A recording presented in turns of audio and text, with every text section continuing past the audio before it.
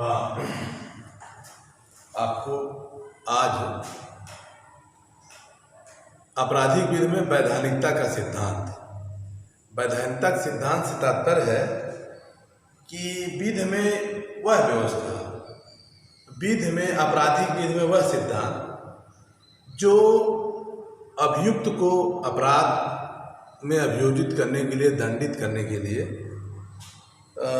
जो अभियुक्त को अपराध में दंडित करने के लिए जो उपबंध होने चाहिए, जो सिद्धांत होने चाहिए, उन सिद्धांतों को वैधानिकता का सिद्धांत कहते हैं। प्रिंसिपल ऑफ लीगलिटी कहते हैं, प्रिंसिपल लीगलिटी, जिसका अर्थ, जिसका मेन सिद्धांत है, ये फ्रांसीसी शब्द से है, नूलम क्रिमेन सीने लेगे। नूलम क्रिमेन सीने लेगे, नूला होना सीने लेगे। अर्थात इसका हिंदी में अर्थ है कि बिना विधि के अपराध नहीं है, बिना विधि के अपराध नहीं है और बिना अपराध के दंड नहीं है।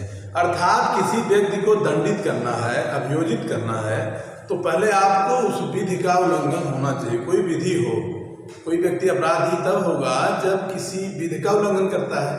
तो कोई विधि हो, तो विधि का जब उल्लंघन करता है तो वह अपराध, तब अपराध करेगा, तो अपराध का वैधानिकता का सिद्धांत तब माना जाएगा जब वह विधि का कोई अपराध करता है। इसके 4 सिद्धांत बताए गए हैं। इस वैधानिकता के सिद्धांत में 4 सिद्धांत बताए गए हैं। पहला सिद्धांत है, पहली बात है कि दंड विधि का भूतलक्षी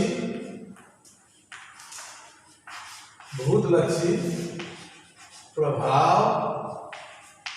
नहीं होना चाहिए।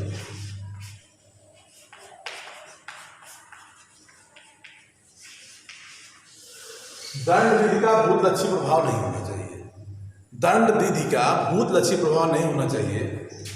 यह वैधानिकता सिद्धांत का पहला सिद्धांत है। इसका अर्थ होता है कि कोई अभियुक्त, कोई व्यक्ति अगर अपराध करता है तो अपराध में इसका जिस समय वो अपराध किया तो उस समय कोई दंड नहीं था। जिस समय वो कार्य किया वह कार्य आपराधिक नहीं था।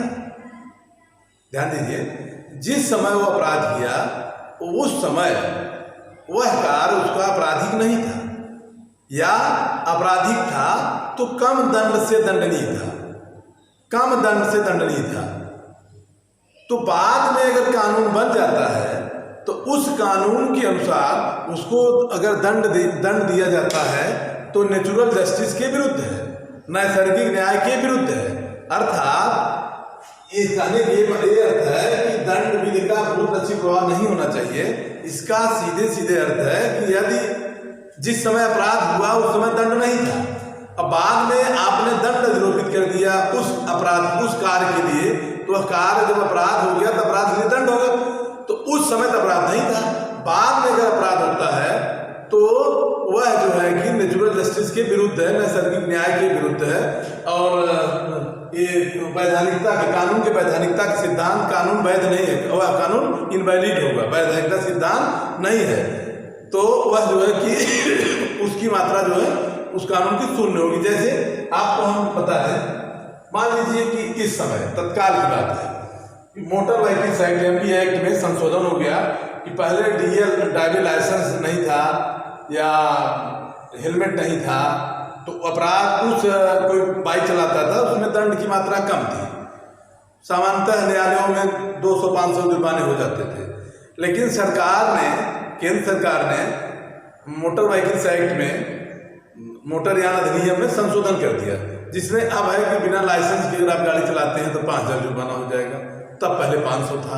अगर सपोज करिए कि यह कानून आया, मार्च में आ गया कानून, मार्च में बना है, इसी मार्च 2020 में कानून बन गया कि अब अगर बिना लाइसेंस के आप गाड़ी चलाते हैं, पकड़े जाएंगे तो 5000 जुर्माना हो जाएगा।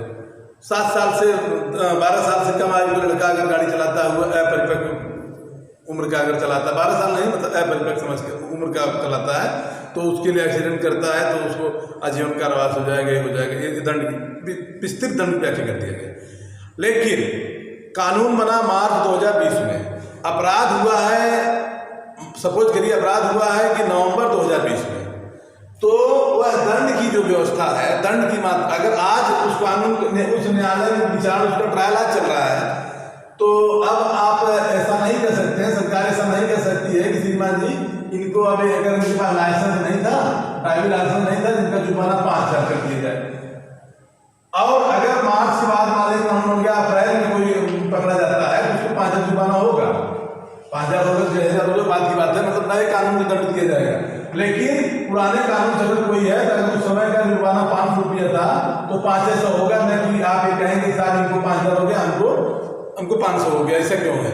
यह क्या है? ये कानून के वैधानिकता सिद्धांत है। जिस समय अपराध किया गया था तो उस समय कानून जो है, उस समय कानून में व्यवस्था नहीं थी, तो इसलिए यह कहा जाता है, यह है सिद्धांत कि कानून का भूतदर्शी प्रभाव नहीं होना चाहिए। कानून का भूतदर्शी प्रभाव नहीं होना चाहिए, तात्पर्य है जब अपराध किया गया था तो उस समय दंड की व्यवस्था नहीं थी, या दंड की व्यवस्था थी तो दंड की मात्रा कम थी। तो आज अगर कानून बन जाता है तो उस किसी अपराध के लिए तो वह दंड की मात्रा अधिक है तो उसको अधिक दंड से दंडित नहीं किया जाएगा। ये क्या है? वैधानिकता, लीगलिटी के सिद्धांत के विरुद्ध है, वैधानिकता सिद्धांत के विरुद्ध है, और यह इलीगल होगा, न्यायालय इसको नहीं मानेगी, शून्य कर देगी। दूसरा है वैधानिकता सिद्धांत का दूसरा सिद्धांत है आपको कि दूसरा सिद्धांत है कि दंड विधि की व्याख्या, दंड विधि की व्याख्या, दंड विधि की व्याख्या कठोरता से किया जाना चाहिए, कठोरता से किया जाना चाहिए। ये दूसरा सिद्धांत कहता है कि दंड विधि की व्याख्या, किसी अपराध के लिए किसी को दंडित किया जाता है तो उस कानून की व्याख्या कठोरता से किया जाना चाहिए।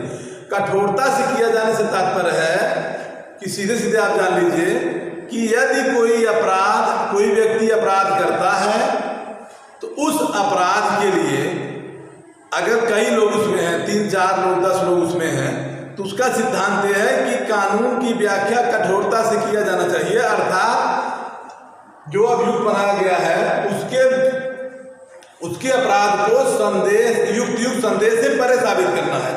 युक्त संदेश से परे साबित कौन होगा करेगा?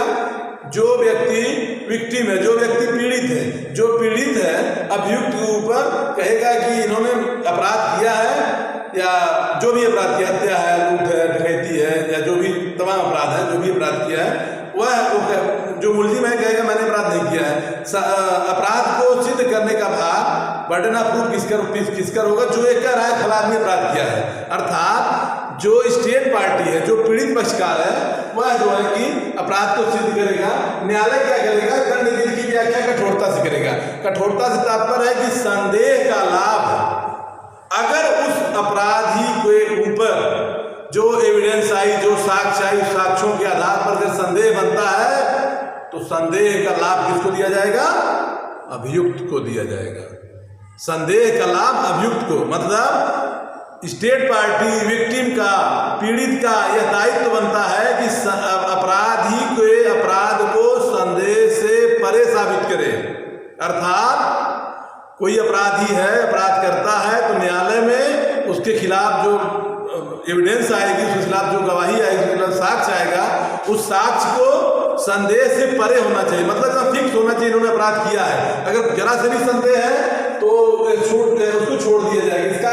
इसका मेन सिद्धांत है, न्यायालय कहती है, सुप्रीम कोर्ट ने तमाम जजमेंटों में कहा है कि निरपराधी को सजा न हो। अर्थात कई अपराधी छूट जाएं, 100 अपराधी छूट जाएं, लेकिन एक निरपराधी है तो निरपराधी को सजा नहीं होना चाहिए। यही कहता है दंड विधि की व्याख्या कठोरता से किया जाना चाहिए। तात्पर्य है कि अगर एक अपराध में 4 अभियुक्त है, 5 अभियुक्त, उसमें एक निर्दोष अगर सजा पा रहा है, निर्दोष को सजा न हो, भले ही दोषी छूट जाए, इसका अर्थ ये है। तीसरा है विधि की निश्चितता, विधि विधानों की निश्चितता। विधानों की निश्चितता, विधि विधानों की निश्चितता। विधि विधान की निश्चितता विधि जो है सर्टेन हो, फिक्स हो। आज जो कानून बना है कि आपको बाएं चलना है, कल ये न बन जाए कि आपको दाहिने चलना है। विधि विधानों की निश्चितता होना चाहिए, विधि की वैधानिकता हो, विधि विधानों की निश्चितता हो, विधि विधान निश्चित हो, मनमाना न हो, अर्थात न्यायालय के विवेक पर न हो।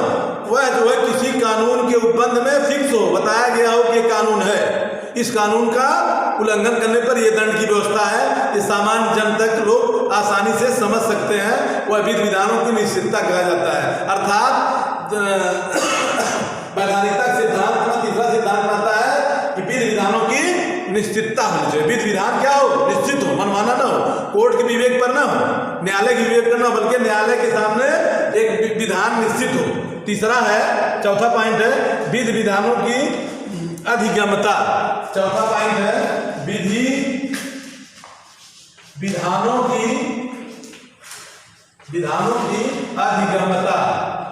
अधिगम्यता, विधि विधानों की अधिगम्यता मतलब है कि विधि विधान जो है लोगों को सामान्य भाव में जानकारी होना चाहिए, बोध होना चाहिए, अधिगम होना चाहिए। विधि विधान की अधिगम्यता होना चाहिए, सुगम होना चाहिए। विधि जो है विधि से अपेक्षा करता है दंड विधि के संक्षिप्त में प्राधिकृत करने के लिए, नागरिकों के हितों की रक्षा के लिए अधिगम हो, सुगम हो, स्पष्ट हो। विधि विधान क्या हो, स्पष्ट हो, उसमें कोई जो है कि बहुत ज़्यादा मतलब उसमें विधि विधान में मतलब एक निश्चितता हो, अधिगम हो, लोगों को याद हो, एक सामान्य, जैसे कि अगर हत्या है आपराधिक मानव पर सपोज करिए, तो ये व्यक्ति जानता हो कि हत्या आपराधिक मानव में अंदर न समझता, लेकिन ये जानता हो किसी को मारेंगे तो ये दंड है, मतलब ये विधि विधान का अधिगम होना चाहिए।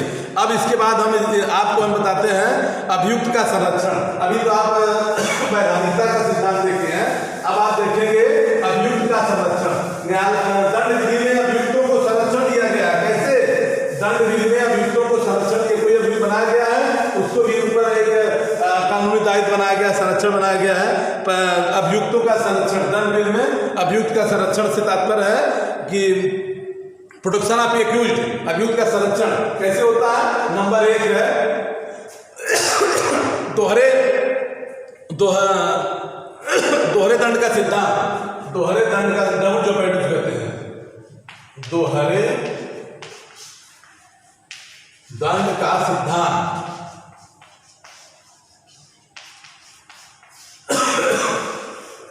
प्रोटेक्शन ऑफ एक्यूज्ड में दोहरे दंड का सिद्धांत है। दोहरे दंड से सिद्धांत है, इसका अर्थ है कि किसी व्यक्ति को एक ही अपराध के लिए 2 बार अभियोजित अथवा दंडित नहीं किया जाएगा। अर्थात न्यायालय के समक्ष किसी अभियुक्त को लाया गया और उसके मुकदमे का ट्रायल किया गया, उसके मुकदमे का परीक्षण किया गया, बाद में उसी मुकदमे का परीक्षण पुनः नहीं किया जाएगा। अर्थात किसी दोहरे दंड संरक्षण है कि एक बार आप दंड दे दिए, चाहे कन्विक्टेड कर दिया, इक्विटल कर दिया, दोष सिद्धि कर दिया, दोष मुक्ति कर दिया अभियुक्त को, लेकिन अगर ये कहते हैं आप कि नहीं साहब इसमें थोड़ा सा दंड की मात्रा कम है, हम इसको फिर ट्रायल करें, फिर नहीं होगा। अर्थात ये कब होगा? जब अधिकार क्षेत्र जुरिस्डिक्शन, जो न्यायालय का जुरिस्डिक्शन है, जैसे 323, 325 के मामले देखे, काम मजिस्ट्रेट का है, न्यायिक मजिस्ट्रेट का है, पता चला कि वो न्यायिक मजिस्ट्रेट न देखकर कोई दूसरा देखता है, जुरिस्डिक्शन बाहर है तो भले देख सकते हैं, अन्यथा जुरिस्डिक्शन में है और उसी मामले का है तो पुनः परीक्षण नहीं किया जाएगा। ये हमको कहाँ मिलता है? भारतीय संविधान के अनुच्छेद 20 में मिलता है। भारतीय संविधान का अनुच्छेद 20 कहता है कि किसी व्यक्ति को एक ही अपराध के लिए दोबारा अभियोजित अथवा दंडित नहीं किया जाएगा। ये कहाँ मिलता है हमको? हमारा फंडामेंटल राइट है। मतलब अभियुक्त जो है क्या है? कोई अभियुक्त उसका एक राइट है, ऐसा नहीं है कि अभियुक्त बन गया उसका फंडामेंटल राइट खत्म हो गया। उसका मूल अधिकार है कि एक ही अपराध के लिए दोबारा उसको अभियुक्त व दंडित नहीं किया जाएगा। ये कहाँ मिलेगा आपको? हमें भारतीय संविधान का अनुच्छेद 20 मिलता है। और हम कहाँ मिलता है? भारतीय दंड प्रक्रिया संहिता के अनुच्छेद 300। दंड इसको कहते हैं दंड प्रक्रिया संहिता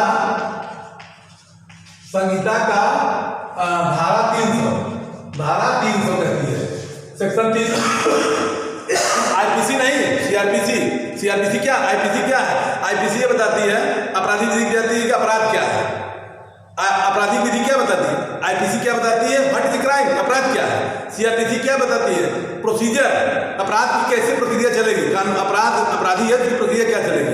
एविडेंस क्या करता है, मैंने देखा है, साक्ष्य क्या है, ये बताता है कि मैं देखा हूँ, यही कंडीशन है, ये एविडेंस देता हूँ। ये तीनों मिला करके एक आपराधिक विधि का निर्माण होता है। तो यहाँ सीआरपीसी धारा 300 है। सीआरपीसी धारा 300 में कहा गया है कि सेम पार्टी सेम रोल का अगर कोई क्राइम किया है तो उसको पुनः अभियोजित दंडित नहीं किया जाएगा। ये क्या कहता है, दोहरे दंड से संरक्षण की बात करता है। दूसरा है निर्दोषिता की अवधारणा। दूसरा कहता है निर्दोषिता की अवधारणा। निर्दोषिता दूसरी पॉइंट है।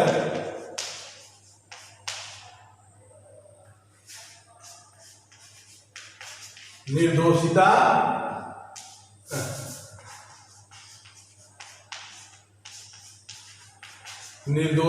की उपधारणा। निर्दोषिता की अवधारणा से तात्पर्य है कि न्यायालय जब तक किसी व्यक्ति को दोषी नहीं ठहरा दे तब तक उसको ये निर्दोष माना जाएगा। उसको क्या माना जाएगा, वह कोई अपराध नहीं किया है, नो ऑफेंस, तो कोई अपराध नहीं। कब तक, जब तक न्यायालय उसको दोषी न दे। अर्थात किसी व्यक्ति को तब तक निर्दोष माना जाता है जब तक न्यायालय उसको निर्णय न दे दे कि न्यायालय के समक्ष वो दोषी न हो जाए। निर्दोषिता को धारणा तात्पर्य कि प्रिज्यूम्पशन है, धारणा है कि वो किसी व्यक्ति को दंडित करने से, मतलब किसी व्यक्ति को जब तक दंड न दिया जाए तब तक क्या समाज में, कानून में क्या व्यवस्था है, समाज तो कह सकता है कि नहीं दोषी है, लेकिन कानून क्या कहेगा, कानून कहेगा तब तक दोषी नहीं है जब तक उसको न्यायालय दोषी न ठहरा दे। अर्थात न्यायालय के समक्ष वो निर्दोष है, कब तक, जब तक वो न्यायालय दोषी उसको न बना दे। ये प्रिज्यूम्पशन में क्या है, धारणा में है कि जैसे भारतीय साक्ष्य अधिनियम के कुछ धाराएं ऐसी हैं, जैसे भारतीय साक्ष्य अधिनियम में लिखा गया है प्रिज्यूम्पशन उदाहरण क्या है, चोरी का अपराध मान लीजिए। चोरी के अपराध में एविडेंस सेक्शन जो है 114(1) में है। 114 के परंतु 1 में लिखा गया है कि यदि कोई व्यक्ति, ये निर्दोषता को धारणा, लेकिन इसके अपवाद भी है। अपवाद क्या है, मेंसीरिया है। आप मान लीजिए कि गलत आशय से कोई कार्य कर रहे हैं, उदाहरण है कि आपकी मेंसीरिया गलत थी तो आपने अपराध किया है। दूसरा क्या है, एविडेंस एक्ट की धारा जो है कि 24 है, और एविडेंस एक्ट की धारा जो है 24 है, 25 है, 26 है। अभी बताते हैं एक प्रिज्यूम्पशन में।